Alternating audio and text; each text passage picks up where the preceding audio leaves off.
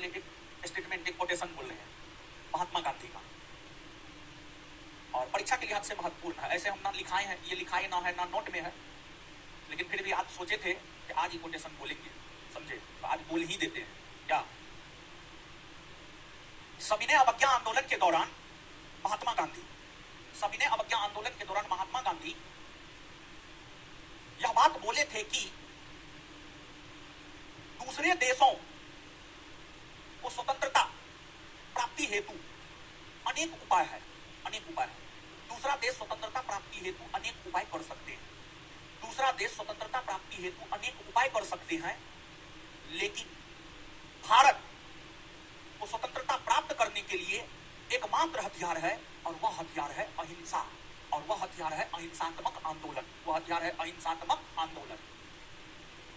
यानी देखिए, गांधी जी ये कह रहे थे विश्व का जो अन्य दूसरा देश है, अमेरिका, चीन, ऑस्ट्रेलिया, ये देश भी किसी न किसी रूप में ब्रिटेन के गुलाम रहे हैं। ये देश को आजादी प्राप्त करने के लिए कई उपाय है, लेकिन भारत को आजादी प्राप्त करने के लिए एकमात्र उपाय है, एकमात्र रास्ता है, वह है अहिंसात्मक आंदोलन। सविनय अवज्ञा आंदोलन के दौरान गांधी जी ये बात बोले थे।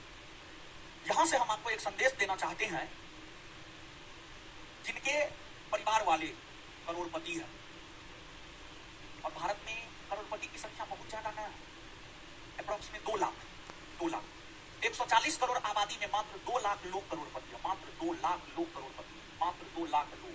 140 करोड़ आबादी वाला देश में मात्र 2 लाख से ज्यादा लोग करोड़पति, मात्र 2 लाख से ज्यादा लोग करोड़पति है, और उसमें से भी बहुत कम लोग के पास 25 करोड़ से ज्यादा संपत्ति है, 25 करोड़ से ज्यादा संपत्ति बहुत कम लोग के पास। तो जो पैसे वाले हैं उनके पास अनेक उपाय है, वो अपने पुत्र को बिजनेस में लगा देगा, जैसे अंबानी, अडानी, टाटा, ये सबको क्या दिक्कत है? अब मुकेश अंबानी का बेटा सरकारी नौकरी करेगा, लेकिन जो मध्यम वर्गीय वर्ग के लोग हैं, यानी हम लोग, आप लोग मध्यम वर्गीय फैमिली से आते हैं,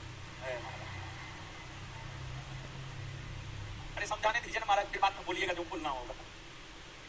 जो मध्यम वर्गीय फैमिली से आते हैं उनके पास एकमात्र उपाय है, और वो भी बिहार में सरकारी नौकरी, दूसरा कोई उपाय नहीं है।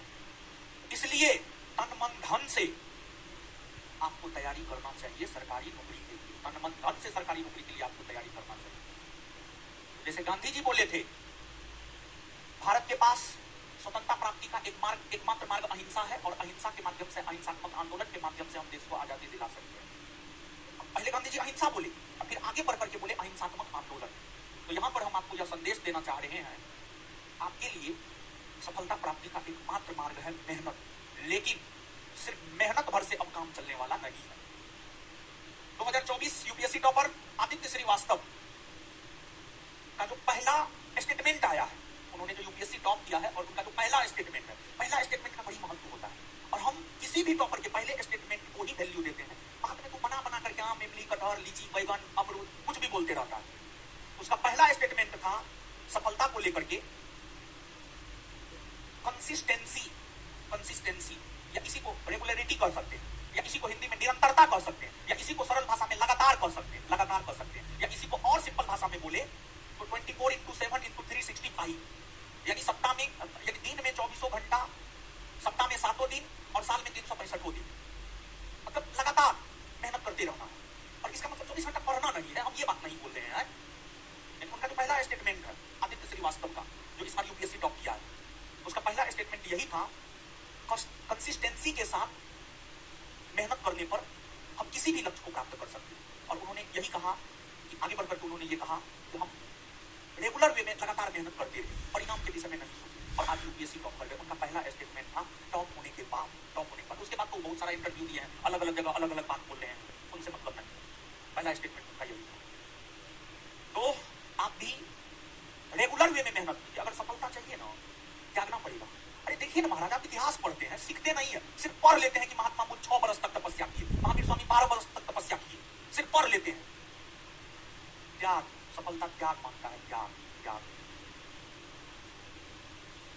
त्यागी महात्मा बुद्ध, महावीर स्वामी, पैगंबर हजरत मोहम्मद साहब, गुरु नानक, महात्मा गांधी, ये सब लोग घर छोड़े तब जाकर के अपने जीवन में सफल हुए। तो ऐसे आपको गृह त्यागी हाँ है, इसमें कोई शक नहीं। लेकिन बीच बीच में यही ना, मौसी का शादी आपका हो जाता है, भैया का शादी हो जाता है, भैया का मैरिज एनिवर्सरी हो जाता है, तो ये सब में जो चले जाते हैं, यही सब ना दिक्कत है और कोई दिक्कत नहीं, समझे। तो इसी बात को समझाने के लिए गांधी जी का आज ये स्टेटमेंट हम बोले हैं। बीच में थोड़ा थोड़ा टॉनिक देना जरूरी होता है आपको, समझे। नहीं तो बहुत सारे लोग एक सप्ताह क्लास करेंगे, फिर 2 दिन गायब रहेंगे, फिर एक सप्ताह करेंगे, फिर 5 दिन गायब रहेंगे। ऐसे में नहीं मिलेगा सफलता। एकदम लिख करके ले लीजिए, दीजिए कॉपी, हम लिख देते हैं, साइन मार देंगे हम अपना। जो लोग रेगुलर वे में मेहनत नहीं करेंगे, कभी नहीं मिल सकता है सफलता। अरे हम लगातार 7 वर्ष तक घर नहीं गए, 7 वर्ष के बाद घर गए, तब जाकर के एक मुकाम पाए। तो हमसे भी आप ये बात सीख सकते हैं, समझे। तो गृह त्यागी बनना पड़ेगा और रेगुलर वे में आपको मेहनत करना पड़ेगा, तब जाकर के कुछ होने जा रहा है। ये शादी ब्याह, मैरिज एनिवर्सरी, बर्थडे मनाने वाला सबका रिजल्ट नहीं होता है, समझे। जीवन में त्याग जरूरी है, तभी जाकर के सफल होइएगा। अब आइए, अब आते हैं टॉपिक पर। देखिए आपको भारत की विदेश नीति के विषय में हमने आपको बताया है। भारत की विदेश नीति की चर्चा अनुच्छेद 51 में है, अनुच्छेद 51 में है।